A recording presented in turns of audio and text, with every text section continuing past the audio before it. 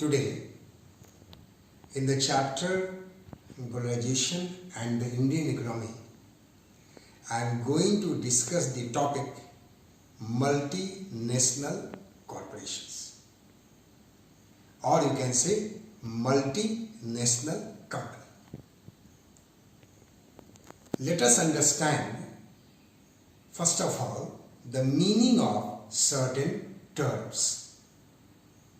The first term is, what do you mean by multinational company? A company that owns or controls production in more than one nation, that company is called multinational company. Owns production means what? What means where that company is making investment in another country. Suppose in our country the Reliance Industry is making investment in South Africa, for example. Then what will happen? Reliance company will become a multinational company. Means production which is owned by that company. There are four factors of production: land, labor, capital and entrepreneurship. So these factors of production are owned by a company, and if that company owns production in more than one country, that company will be called multinational company. Now it is clear to you that investment in more than one country. That is the meaning of multinational company. Now let us understand the meaning of investment. Just now I told you that they will invest. A company will invest in another country. So let us understand the meaning of investment. Money is spent to buy assets. Means what is investment? So whatever the money you spend to buy assets. What are those assets? Land, building, machines and other equipment. Land, why you will invest money in land? To set up industries. Building, naturally you will build a factory there. Machines you will buy, naturally for production process, and other equipment also you will buy for production process. So once you spend money in buying assets, that in money spent is known as investment.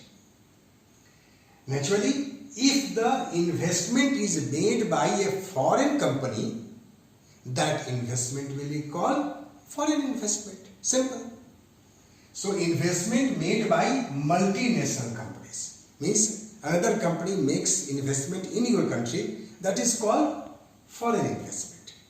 Or if our company, means Indian company, invest in another country, for them the Indian company will be called the multinational company, and that investment will be called in that country foreign investment. So these are the certain terms that we have understood about the multinational company. Now let us discuss the various features of multinational corporations or multinational company. So features of multinational companies, what are they? The first feature is they set up offices and factories for production in regions where they can get cheap labor. In capitalist economy, I always said to you that the capitalist class main motive is to earn more and more profit. Naturally, how they will earn more profit? If the production cost is less and they will sell the product in the market at higher price. How the production will become less? When the price of the production cost will be less. How? It will be possible only when they will pay the labor low. So their aim always is there to set up industries or to set up factories in that area where they get the cheap labor in order to earn more profit. So set up offices and factories for productions in regions where they can get cheap labor. The second feature is goods and services are produced globally. I told you, you are a multinational company. Naturally, you will not only produce for your domestic market. You will produce the goods for other countries' market also. So naturally, the production will be at mass level. Production will be at global level.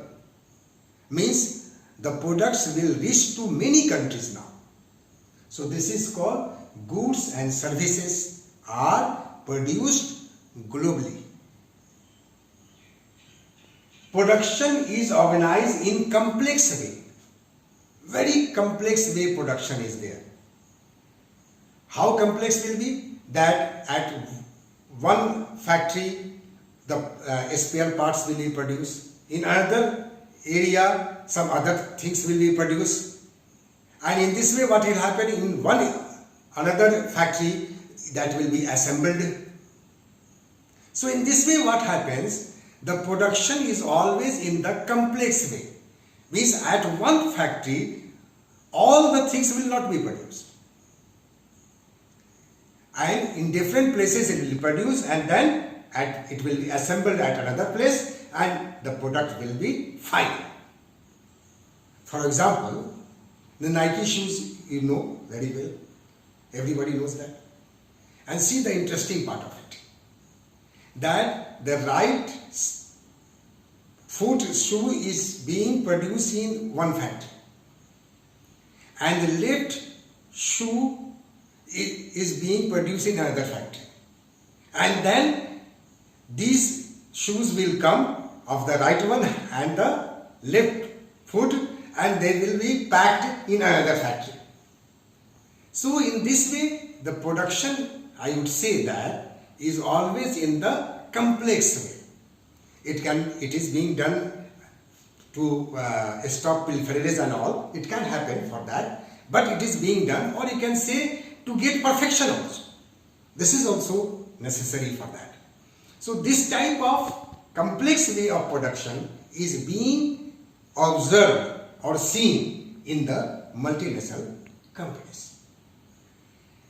Set up production which is close to the market. They set up factories which is close to the cheap labor. Set up production units or factories where close to the market. Why? Because transportation cost will be less. They can sell the products easily. In this way what will happen? They will earn more profit.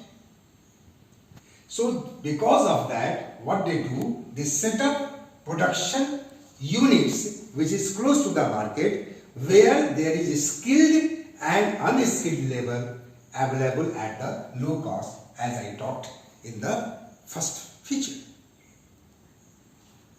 So in this way they get market availability at the low cost, transportation at the low cost, labor both skilled and unskilled at the low cost. Naturally profits will be more. And look for government policies that look after their interest. Just now in the previous video I had talked about that to attract the foreign investment.